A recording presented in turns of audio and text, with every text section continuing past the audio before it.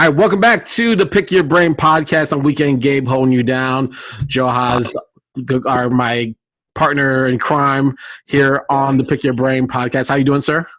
Man, I'm good, man. Maintaining, quarantining, you know.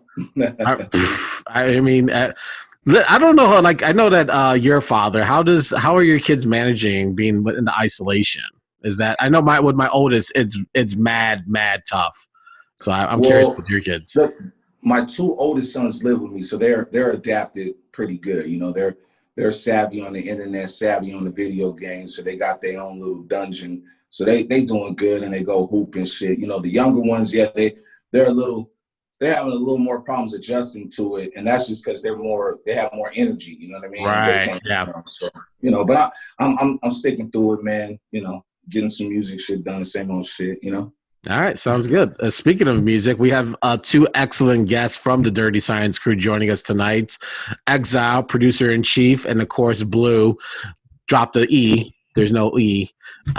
Joining us tonight. It is a pleasure to have you two gentlemen joining us. How are you guys feeling? Good to be here. Thanks. Yeah. Show number 3. We're off and running. I get it's they say that 3 is when it becomes a trend. So we're trending. You know, 3 in a row we got a strike. You know, so I think this is like a perfect duo to represent what we're trying to do on our podcast, which is put light on the West Coast hip hop culture. You know, the pioneers within that culture, you know what I mean? Because, in the West Coast, and I know Blu and Exile can attest to this, we got our own shit, like our own type of secret society that is just a planet within its own planet, you know what I mean? Mm-hmm. And I feel like Blu and Exile, they're part of that stratosphere. You know, there's Blu, there's Pluto, there's Venus, then there's Blu and Exile, you know? You know what I mean?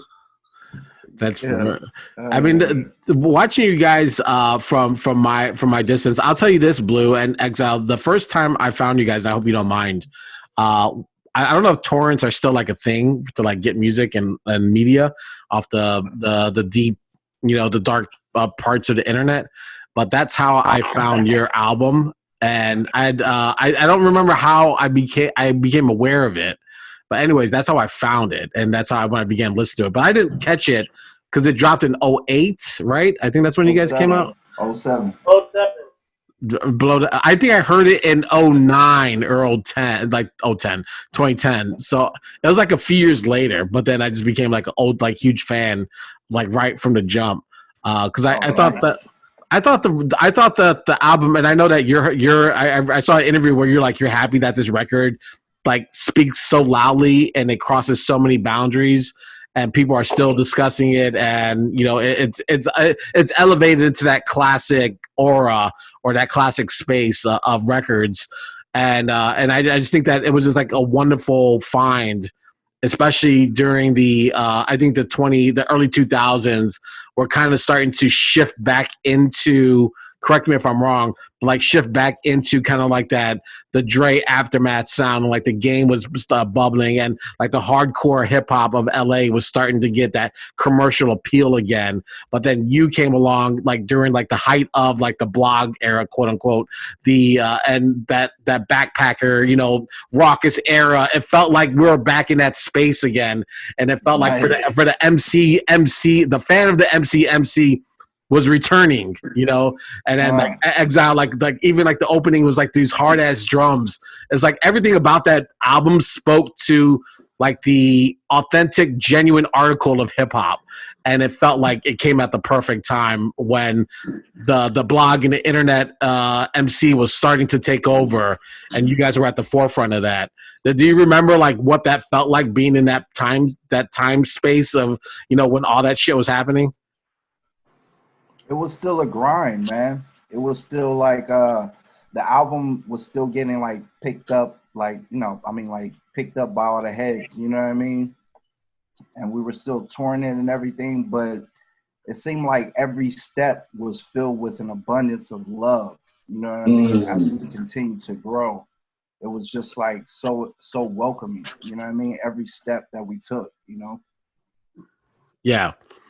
How did you? So let's take this back. So, Blue, you were on your grind, like independently working, doing shows, building your name, and getting recognition. And then, like someone recommended you to Exile, right? Is that do I got the story right? Pretty much, yeah. That person was Aloe Black. Big up Aloe. Yeah. Big up Aloe. Someone. Yeah. Oh, it's Aloe Black. No big deal. Yeah, just a guy. Yeah. Because, go ahead. He wasn't like known yet per se, and but we were all homies with this crew called Science Project, and they were trying to put together a label with Miguel and Blue, and with Eminon, me and Aloe Black, and I kept hearing about Blue, and even from Aloe, because Aloe actually met Blue first, and then Aloe had brought me to a show to watch Blue perform, and it was a super dope show, and we just started talking right after the show about linking up to make a cut, and he had already been bumping some of the Eminon joints, and he was hyped to work, and then then we just linked up. Let me ask you this. How was Blue rocking, man? When you first saw him, you in the crowd, and you see this big, tall, light-skinned kid. What you thought was gonna come out? What did you think was gonna come out of his mouth? Man, he was. By the time I was already there, he was rocking, and he was killing it. He was up there with Cassius. Oh wow! And with Spade. Wow. Donnell Smokes. Donnell, okay. And I remember seeing Cassius King spitting too, and he was killing. I was like, wow, this kid's dope too, and I was just like, wow, yeah, I'm digging these cats, and I want to work with them. And so this is around the time me and Johaz actually did one of our first songs also. Not touched. But me and Blue did a song, and right after we did that song, we started talking about what we wanted our album to be like, and we started crafting Below the Heavens. But at the same time, I was putting together the Dirty Science album. So both of those albums were kind of being done at the same time, although the Dirty Science album came out first. And man, we just knew we wanted to make an album. Wait, which both albums, Eminon and Dirty Science? No, the Below the Heavens and the Dirty Science album. Oh, yeah, Below the Heavens.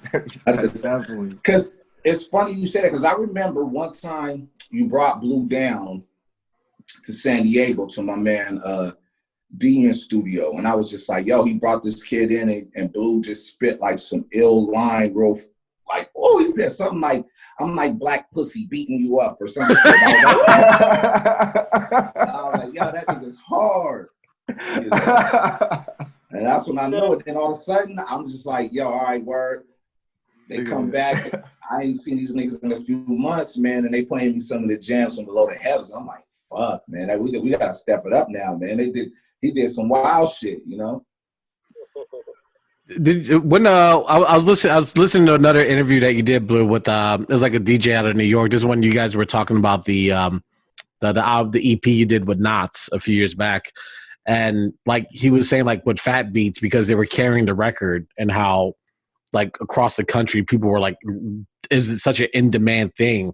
Did you kind of feel like Exile, you as well, if you want to chime in, did you guys kind of feel like you were making a record that was universal, could be universally accepted, and didn't have like a timestamp or a signature sound that equated to what we think that a West Coast record should sound like, but you guys really were able to draw in from like all pillars of what was happening at the time and make this sonically sound album that didn't sound like it could be placed in any particular,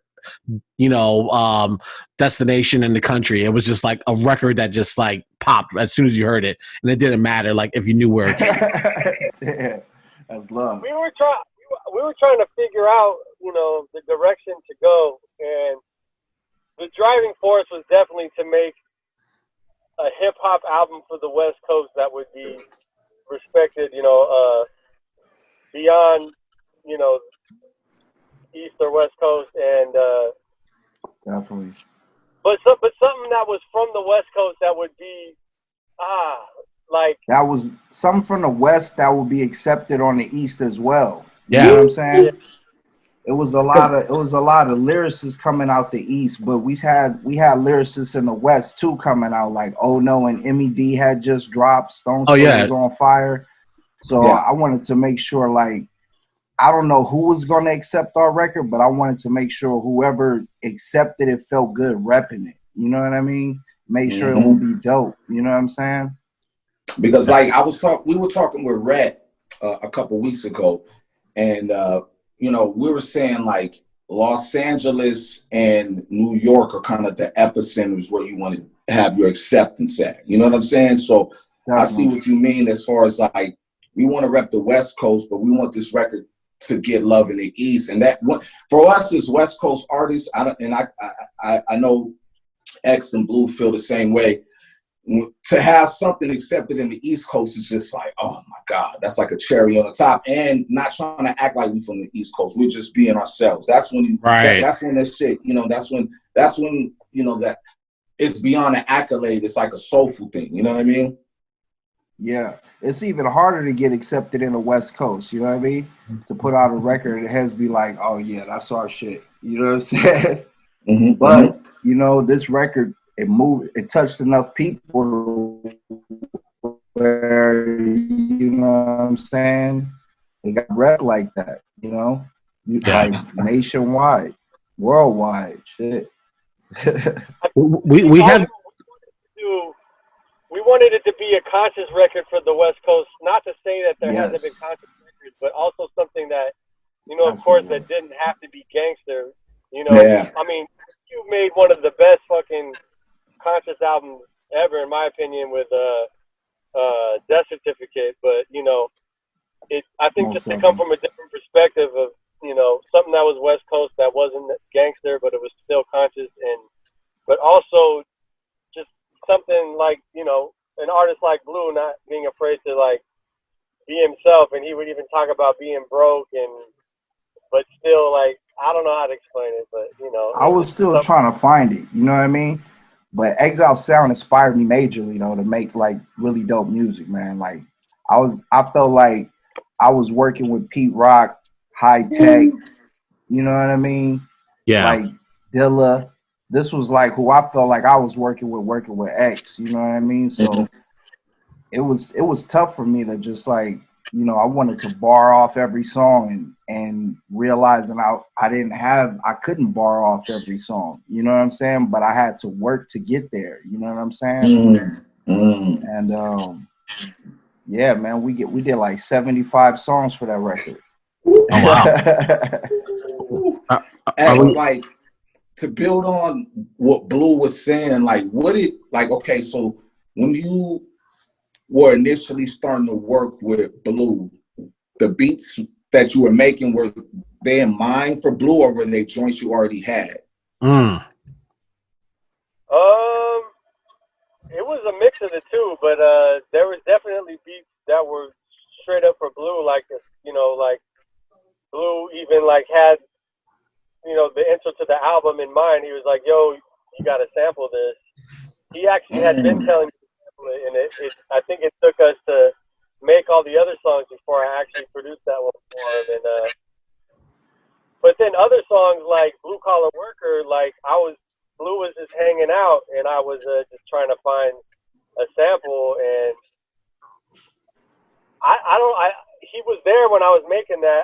He might have been like, yo, sample that part. Like, no, not for Blue Collar Worker. That was you. Right. That was all you right there. But I wrote it on the spot with you. Yeah, and then he wrote on the spot. He's like, yo, I got something, and that shit was crazy. I think you wrote Fly too. Yeah, I wrote Fly. I wrote Fly right there on the spot. Yup. Well, I was thinking it'd be. What about No Greater Love? No, I wrote that at the homies. Who's great? At the KM spot. Okay. The homie Firm spot. And Narrow Path, maybe you remember how you got that one? Yeah, I wrote Narrow Path to an Elzai song. I was just writing over Elzai. You know what I mean? Yes. Like, yes. I was like, it's no way I could just let him get away with all this. You know what I mean? So I had to just write as he was rapping right against him. You know what I mean? And I wrote Narrow Path. Wow, that's crazy. I never heard that. That's amazing. Did you guys know? I guess I mean you never know, right? When these things, when you put something out, how it's going to get accepted and how it's going to change the trajectory of your career or what doors it may open. True. You can't tell the future, bro.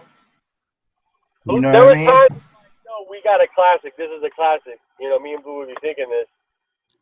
Like, yo. But how far did you think a classic would go, though? We were like, this is a classic, right? And then, like, I don't know, next week we would link up, and then we'd be like, oh, man, this, in our heads, I think it was like, we think it was whack. Yeah. Tarak would say, Tarak said something like, yeah, it's a good mixtape. I was so pissed when he said Yo, because I remember you told me,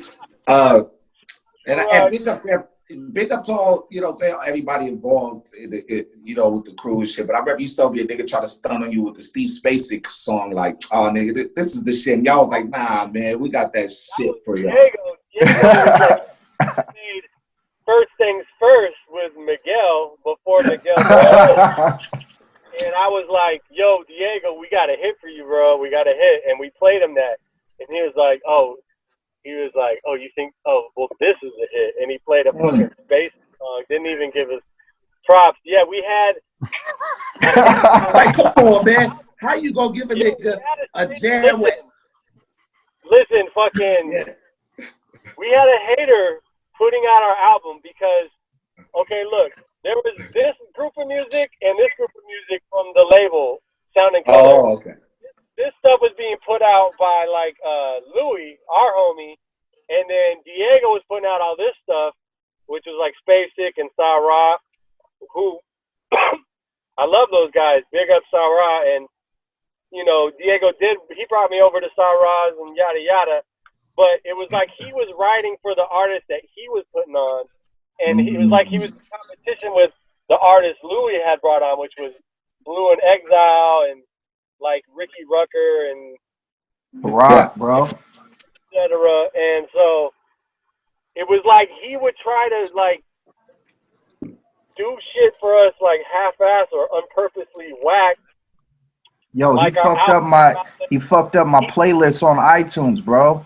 That's why my iTunes playlist is like that. I can't even change it, bro. Yo, man, we need to talk to this nigga, man. He called my song Soul Rising. I don't even know what is that, bro? It's called Soul Amazing, bro. He put the poster in the fucking album. All kinds of fucking bullshit. Fuck you, Diego, straight up. We own you, nigga. We gonna get you. We own you. We covered, bro. So anyway, the thing is, you know, I love all the artists, of course, but you know, shit, this album, you know, definitely it couldn't be stopped. Sometimes good shit can't be stopped. You can't fuck up something that's unfuckwittable. You can try. You know what I mean, Blue? You know what I mean? Like you can try to. That was the last record they put out, pretty much. Mm-hmm. They put out that and a Fishbone album was the last two albums Sound and Color put out. And bro, I don't be hearing about Sound and like, you know what I mean? You don't hear, but you hear about the Below the Heavens record. You know what I'm saying? Talk your shit. But then they fucked up our release, but then it came out online and it just took off like wildfire, like through a leak. So that was back in the days when every once in a while you'd get a lucky leak, and and this was one of those cases. I'm so glad you guys decided, like you were mentioning Exile, that like either to make like a mixtape or some like some shit that winds up on DatPiff, like you guys actually like made it an album, which is, you know, which was still kind of like unheard of back, you know, during the early blog era, because everyone was just like uploading anything that they could put together. It wasn't really like, to me, like if it has a barcode, it's an album. So you guys actually like actually put it in the stores, or or the label did. So I'm glad you guys decided to do that, because I think that if it was usually, I think like mixtapes, and this is not always the case, but like mixtapes or shit that just like is free, you find online floating around, and it's great music, but it doesn't get the like, I don't think it gets the props that it deserves, because it's not the album. It doesn't scan, it doesn't chart, it doesn't do anything. It's just like, it's something that's great, but you guys like putting it out. It was always planned to be an album, never was a mixtape. But yeah, but we dropped kind of a mixtape before that with the Lifted joint. But let me ask y'all this. That was more like an EP. What joint was the EP? Oh no, we did a mixtape version. Yeah. Okay. Now, what I'm talking about, staying on this lane, albums. What is the importance of an album to y'all? Like, you know what I mean? Like, what's your vision of the album? You get what I'm saying? We can start with Exile. What's your vision on the album? You know what I mean? You mean just any album? Just in general, like when you think of an album, you need these elements. The album is your rep, bro. Okay. You know what I mean? It's like a representation of who you are, of you. You know what I mean? Yes. So like that goes a long way, and it travels, bro. So you gotta be on it, man. You gotta rep. Yes. That's what I was saying. Just like, like, cause some people, it's like, all right, man, we're gonna just shit. There's some cats that put out 20 albums a year. You know what I mean? But like me personally, when I hear a Blu and Exile project, it don't sound like some shit that, we fucking recorded in 2 weeks and we shitted it out. You get what I'm saying? That's what I'm getting at. So I just want to. I hear that every time I hear you guys together. So I was just trying to basically see what's your psyche when Blu and X hook up and decide to do an album. You know what I mean? Just try to get the right music together and try to agree on the direction. And me and Blu always stay, communicative about how it's all coming together, and just try to create the music that'll best tell the story that Blu's trying to tell. Nice. Okay. That's cool. That's dope. I'm trying to walk those beats. You know what I mean? Be trying to walk those beats, bro. You have to. Put my feet in them shoes, bro. Yeah, the landscape is crazy. Yeah. What's the approach? Because like I don't know where I've read it or heard it, but like with an album, obviously you kind of have more. You have to be a little bit more careful about what you're doing because of like sample clearances, and the freedom isn't always there with production wise that you can get away with on the mixtape or anything you just put out online. Like when you guys are dictating how the direction of the album is going to go, is it more complicated or difficult than just putting together a song that you can release like to DJ Booth or Two Dope Boys? It's like we're just throwing this out there, but like when we're in album mode, like we have to be a little bit more stricter about the direction of what we're doing, or not really. I came up listening to like 90s hip hop like albums. I wasn't the majority wasn't mixtape. So no, there was never. For me it was about doing an album like off top, you know what I mean? Mm-hmm. And I came from an era when heads was like doing albums for the coast. Like I was saying, I was still waiting on that Planet Asia Life as It Is LP. You know what I mean? Yes. Shout out to Planet Asia. Yeah. Shout out to Planet Asia, man. It was all about the LPs, you know what I mean? Like, I mean, mixtapes was what? 50 Cent was the height of the mixtapes for New York. That's what I was gonna say. That was 50. He revolutionized the mixtape games because he was taking the songs and like making it his own shit, and it was like harder than the actual song that came out, where they would have to add his verse on the radio. You know what I mean? Yeah. Like Exile shit would be hard, bro. I don't think 50, bro. 50 don't get enough credit. 50's mixtapes was play, bro. Come on, man. Yeah. X, like in the beginning, what did you start up? What motivated you to start DJing, man? In the beginning. Good question. Me? Yeah, you. Shit, like DJ Pooh and Sir Mix-a-Lot and Joe Cooley. Yeah, I was just trying to copy that, DJ Magic Mike. How did you get access to them? How did you get access to Joe Cooley? Because I feel like I was late on riding on Joe Cooley. Yeah, me too. I mean, I heard the joint. I heard Everlasting Bass. I didn't hear It's My Rope. You know what I mean? I didn't know It's My Rope.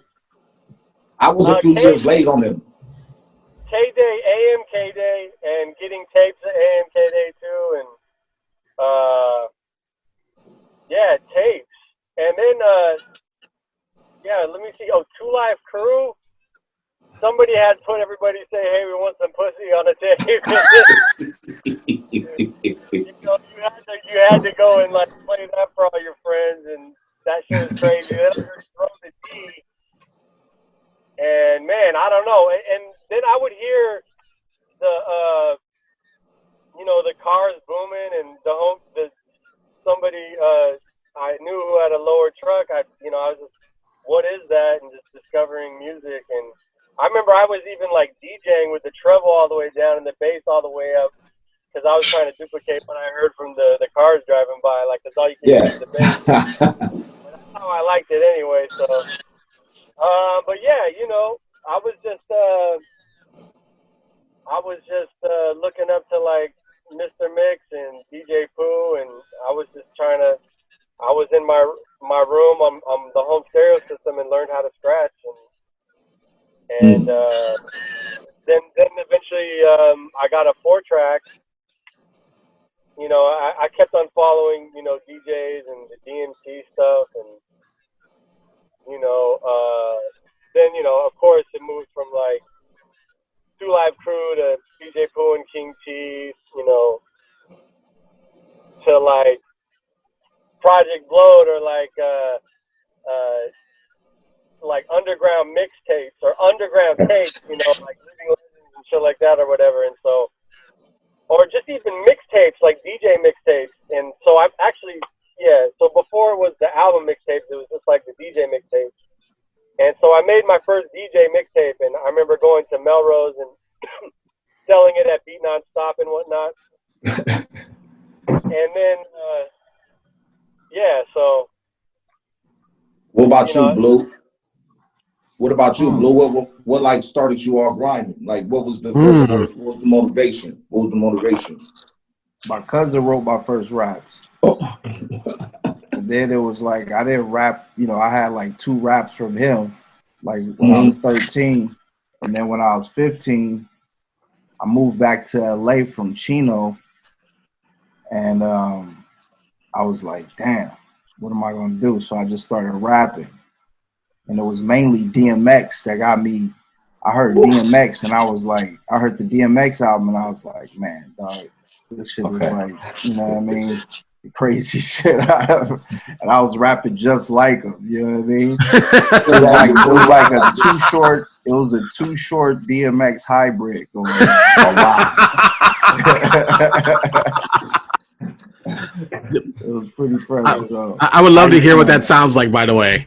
I did like 10 albums. I wrote like 10 albums, and then changed my name. It just went into it. You know what I mean? Okay. Common, Redman, Cannabis.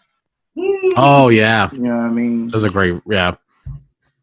It's fucked up. People don't look at cannabis like that no more. Yeah, but that was right when I started writing. 98. You know what I mean? Yeah, he was that was peak cannabis year, like in 98, 99. Bro, was, you know what I mean? The Firm album, he was destroying everything. Beast from the album. Yeah, Beast from the East with the Lost Boys, 4321. Lost Boys album. The Firm. He was on the Common album too. 300 bars. Yeah. His debut album doesn't get enough credit, but I think people were just expecting something different. But That's because he hated on it. Oh yeah. He hated on it himself. If he didn't hate on his own album, I think more heads would accept it. I forgot. He was like, man, my first album was whack. He was like, my first album was whack. Buy my second album. What type of shit? I bought the second album just because I saw it in the record store. Like I hadn't heard nothing about it. Just like this shit just fell out of the sky. And I'm like, oh shit, Cannabis got a follow up. All right, I had to. 2000 BC is really good. Cannabis, the second Cannabis. Cannabis goes in, bro. Bar none. Oh no, Cannabis is amazing. When you were going through like the what? Take me to like remind me again, like what was like the late 90s during that like DMX run, right? That's kind of when like Exhibit was doing like the 40 days 40 nights, like he was out there, jail felony. There was a lot of people who were really like running LA with that the hardcore hip hop. So was that kind of like, you know, like I know you like K-Day seems to be like the sound space that was projecting what people were checking for, but like take me like what is like happening during that time in LA, California? What are people listening to? What was the scene looking like during that time period that's helping shape your vision of being what an MC is going to be like for your career? 98, I was checking for Planet Asia, bro. You know what I mean? Big up PA. That's the only head I was checking for. His EP drop on the coast. I thought Planet Asia was the Messiah, bro. Wasn't the Houston Cali Agents, wasn't it? Wasn't like the West was one? That came out in 98, didn't it? I can't remember. Yeah. 98, 99. Oh, yeah? What about you, X? What was your mind state in 98? What was I know that time doesn't wait for no man. Man, I don't know. I guess I was thinking Project Blow shit. I was geeked out on Project Blow and shit like that. Look at human language. Yeah. Well, I mean, you know, of course, everything else. I can't. 98 is like a gray area for me. I want to 96 for some reason. 98. So, yeah, 98. I can't even remember what the fuck 98 was. Yeah, I remember. I think that's more of a memorable year for Blue. That's just not a memorable year for me. Yeah, that's when I start rapping. You were not listening to DMX, I see, Exile. Like, okay, you said 9-6. What was popping in 9-6? What your mind state? I was, yeah, you know, Project Blow, you know, of course, Mobb Deep. I was big up on Soul Sides and Quantum and those cats too. Okay. You know, Loot Pack. oh yeah. Yeah. But 96. What was you banging from Loot Pack in 96? They had shit out already. They had tapes out. Loot Pack? Yeah. The shit wasn't on like the shit wasn't out like on Stone CD. Oh, okay. 96. I was in jail, homie. But 96. I put a Loot Pack song on the Imaginary Friends mixtape in 96. Yeah. They had shit, bro. They had a single, I think it was single in 96, yeah. That's definitely. I just found out Juggernauts dropped all those songs in 96. That first album, the Juggernauts did. Oh, that's what Guilty Simpson and them? Nah, that's Dreadnoughts. Oh, who's the Juggernaut? What's Juggernauts? Breeze Brewing, Queen Heroin. Okay. Yo, Breeze Brewing was he was nice with the Prince Paul album, right? Yeah. Oh yeah. Yep. He's one of the slept on MCs ever. Breeze. Oh my God, Breezy Brewing. He's teaching, right? He's like a teacher now, right? He needs to do an album with Madlib or something. He sound crazy. Yeah, I read he was a teacher, bro. I read he was a teacher. So LP and Breeze Brewing. Yo, I wasn't really up on them like that, like LP, you know? That Company Flow album was fire, bro. Underground Beats. That shit crazy, bro. That was the period I was in juvenile hall, man. I didn't catch that, you know. You know? That was 98 too. Yeah, that was 97, I think. So you were riding like the raucous wave, like with Company Flow, Matt Talib, Mos Def, Black Star, all that. Those records were those in your playlist, Blue? Most definitely, bro. All those albums, Big L, all the way up to the Big L album. Yeah. But yeah, I slept on the Cold Flow at first, and then, bro, that's like my favorite. That next to the Black Star albums, my favorite albums from that catalog. You know what I mean? Okay. So I'm gonna go revisit it. That Big Just, bro.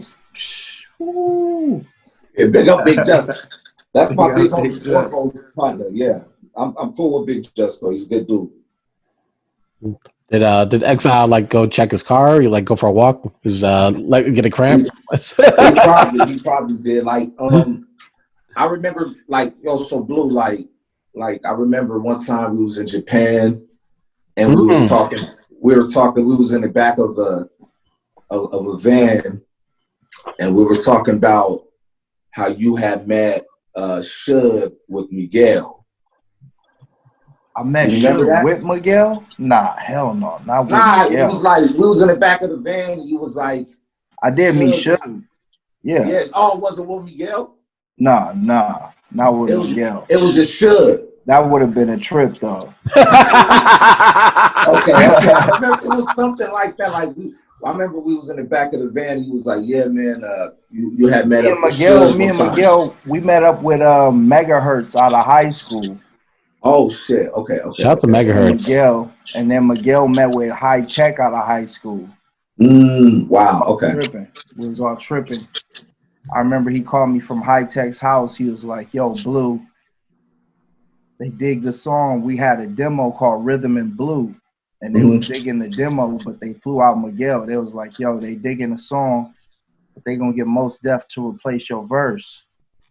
And I was like, I was in high school, bro. I was like, that's the like illest news ever, bro. Yeah. I was like, get that shit, dog. That shit is ridiculous. Yeah. You know what I mean? Mos Def was the illest, bro. Yeah, come on, man. Yeah, I was like geeking, bro. But yeah. I definitely met Suge though. How was that? Yeah, I mean, there's never not a bad time to tell a Suge Knight story. Yeah, you can't just breeze over that, man. You gotta give us the goods. Oh man, okay. My cousin hooked that up, man. Shout out to my cousin Damien, man, holding it down, bro. Yeah. You know what I mean? I see you, soldier. What's it called? He brought me over to Suge's, over to Death Row Studios, and he was like, "Yo, my cousin rap." You know what I mean? Blah blah blah. I was like, "Bro, do not tell him my name is Blue." You know what I mean? So I don't really know what I was thinking. You know what I mean? But I went in there, I barred up for him. You know what I mean? I dropped 50 bars, 100 bars, 50 bars, I think 64 and 100. You know what I mean? Spazzed on you. Dropped it on him. And in front of mad heads. He had like mad bloods lined up in the cafeteria for me. I was like, damn, I got a beast right now. So I dropped like my hardest shit. You know what I mean? Yeah. But yeah, he was like, "What's good?" I was like, "Bro, I'm trying to get a house, a crib." You know what I mean? Yeah. He was like, "All right, I see you." You know what I mean? Blah blah blah. And I was like, "That's what's up." You know what I mean? And then my homie hit me up and was like, "Bro," we was like working with RBX. He was like, "Dog," he was like, "That's the worst move to go, bro." He was like, "Fuck with us, we gonna get you put on a Rockefeller." And I was like, shit. all right. I was like, y'all gonna get me signed to the Rock. He was like, give me 1 year. He was like, give me 1 year. And then within that year, I met Exile. You know what I mean? So it was a blessing. Oh. So do you still have those verses? Those 100 bar and 60 bar verses? I think I got the recordings of them. I think the 100 bars, maybe. and the 50 bars maybe. The 64 I think was the Josh 1 came out on the Josh 1 green vinyl as 2 verses. But that was like a train track. That was like 4 verses I would connect into 1 verse. Oh, wow. Okay. You know what I mean? Yeah, what you had, cats needed, everybody needed that long rhyme just to shut cats down. You know what I mean? How when bar minimum fit list, bro. Cannabis is because of cannabis, bro. Oh yeah. When like people are watching, and I remember watching the it was like the Live from Death Row documentary they did back in like 99, 2000. I don't know if you guys missed this, but they were like, there was someone who like walked in to Death Row Records and they spit like 2 bars and then everyone just jumped on them. So like, like was there a sense of fear of like walking in? You're like, I'm gonna say 2 words and then it's gonna be on site. No, yo, I felt like I had some fire for him. This is why I was fucking with Suge, because he said he came out on the cover of the Double XL with Corrupt, Crooked Eye, and Left Eye. The new Death Row, yeah. Woo, I remember that. Yeah. And he was like, this is the new row. And he was like, I want all spitters. And I was like, oh, bro. You know what I mean? Corrupt is like bananas, bro. You know what I mean? Like, come on, man. That would have been crazy if you could have pulled that off.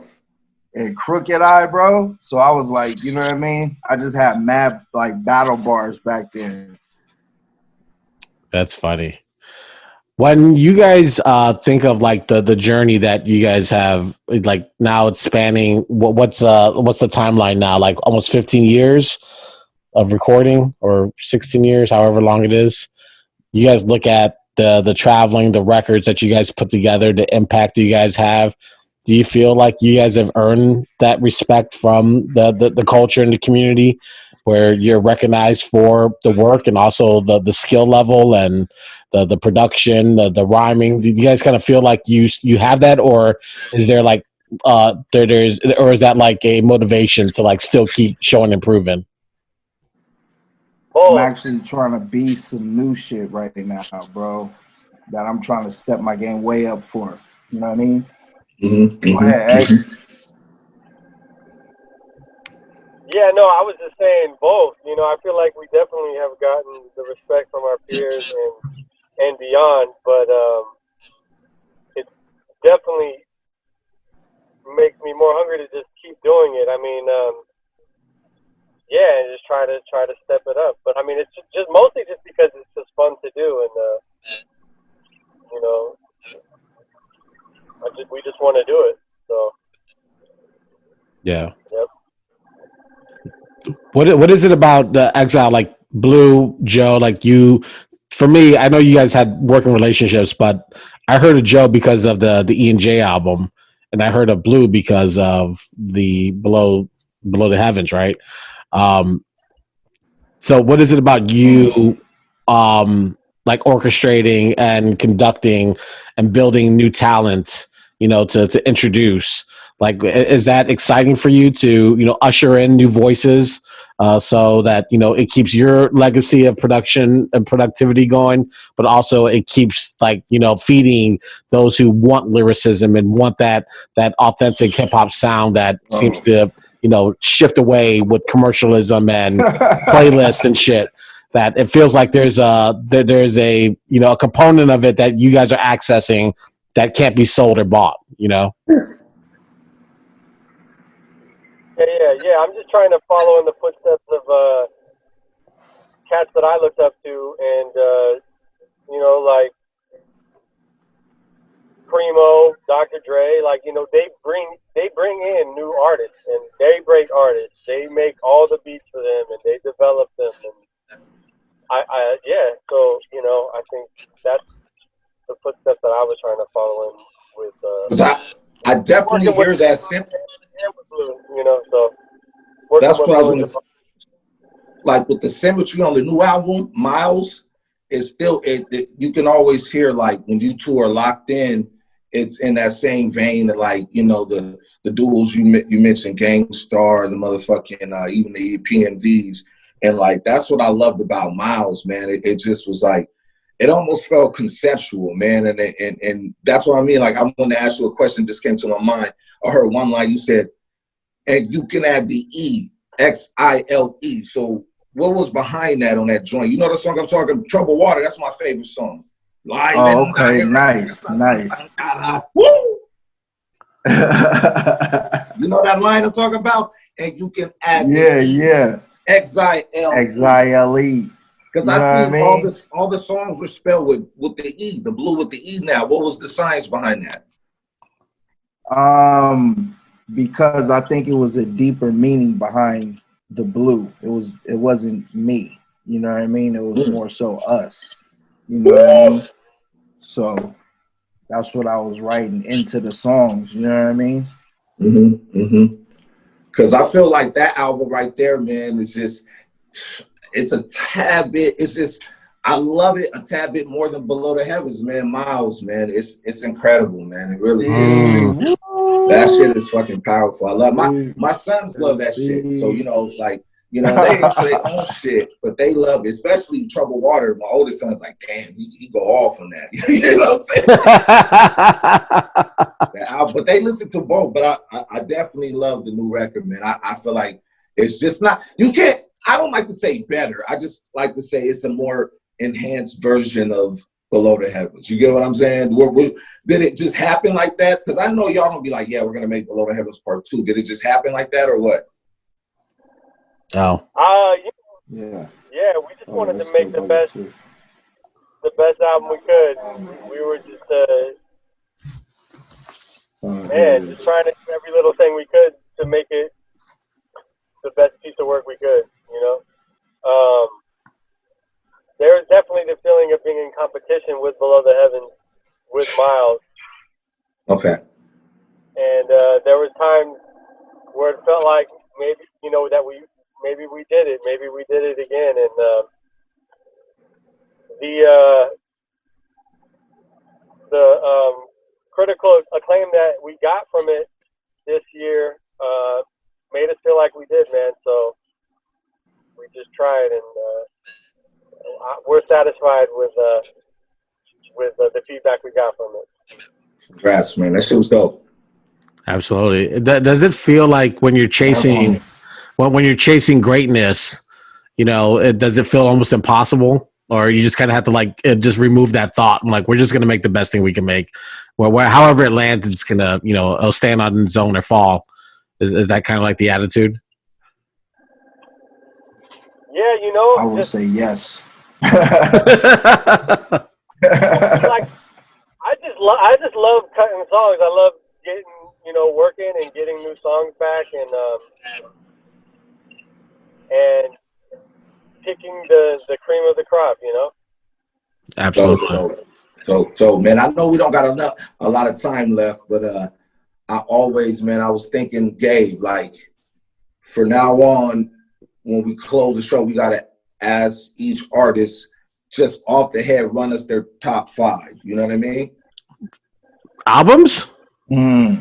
Top 5, top 5. You have to give us top 5 something. It could be top 5 basketball, top 5 albums. You're giving us top 5 before we sign off. You know what I'm saying? And me and Blue, we always go. Blue, we always go. So I know Blue gonna hit always. Me with something. Boom. I'm gonna give you my top 5 MCs. Let's go. Wow. I'm gonna say number 1, KRS-One off the top. You know what I mean? Okay. Easy. You know what I'm saying? Number 2, Ice Cube. Easy. Number 3, Nas. Okay. And then 4, Common. And 5, really? Planet Asia. Yep. Okay. Let's run it. Run it, X. Top 5 anything. Run it. Run it, baby. Groups. Okay.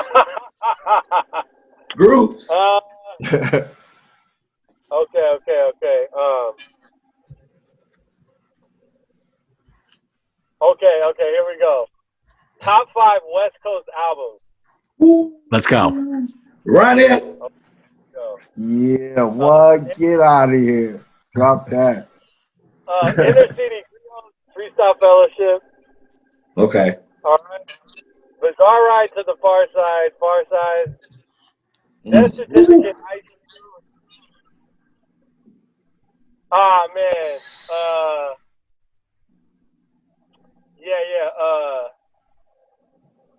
The Chronic. Woo! Let's go. That's Static. Damn. Top 5. This last one right now. Oh, shit. Ice-T Rhyme Pace. There you go. That's heavy. That's heavy, man. That's a good list. I guess we'll just call that the top 5 LA albums. Yeah, that shit's hard. You're very humbled and modest not to put your. Yeah, not top 5. I can't put myself in the top 5. No. Oh. What was number 1 again? Freestyle Fellowship, Inner City Griot. I have to look that up. Man, that's the first one you said? That's AC Alone, Mike the 9, Peace, Self Jupiter. Okay. Man, that's West Coast slaughterhouse right there, bro. Yeah. You can't do West Coast hip hop without naming them. You know what I mean? With some exquisite production, bro. If you listen to the technicalities in the production, what is it? That shit is killing, bro.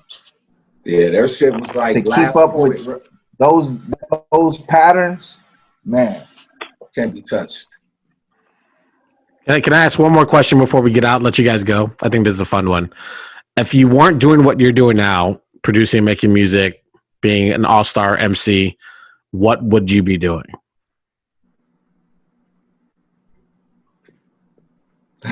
Blue? Oh man.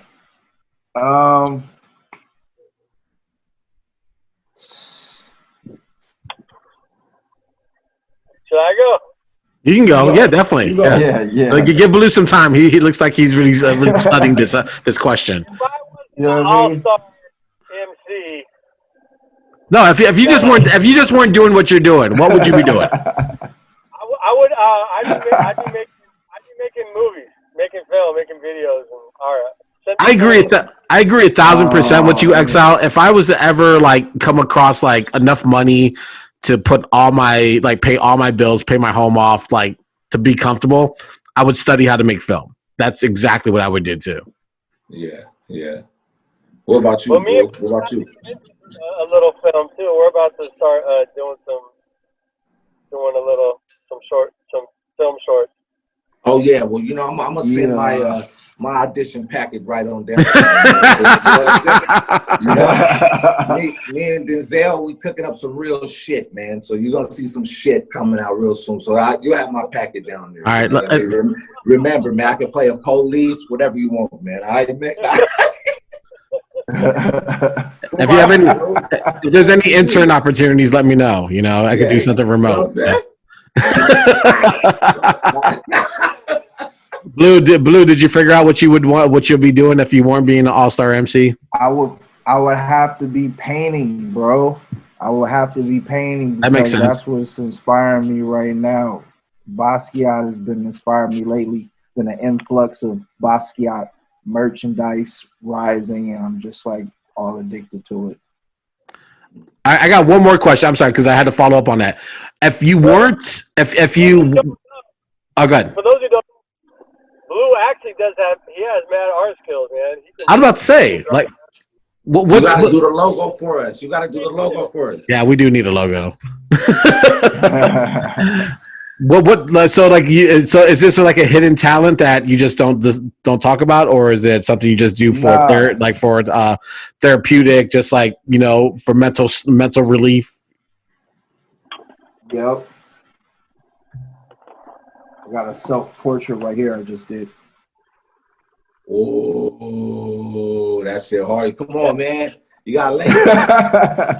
Hold on. That shit hard. You got to lace me. Hold on. I got to screenshot that. Okay. Do that again. Every screenshot. Legit. I approve. Looks totally legit. That shit hard. All right. right. All right, man. Thank y'all for giving us your time, man. You got anything to say, Gabe? No, thank you so much, Blu Exile. You guys are fantastic. Miles is the most recent album. Came out late last year. Or was it late or middle last year? In 2020. Go check it out if you haven't already. One of the two finest MCs and producers based out of the West Coast, but who offer a universal sound. We appreciate you guys joining us here on the Pick Your Brain podcast with Weekend Gabe and Johaz, man. Thank you guys so much. Be safe out there, all right? All right. Big up Holding it down. Yeah. Nice to meet you, bro. You guys take it easy. Same here. Much love. We'll link. Peace.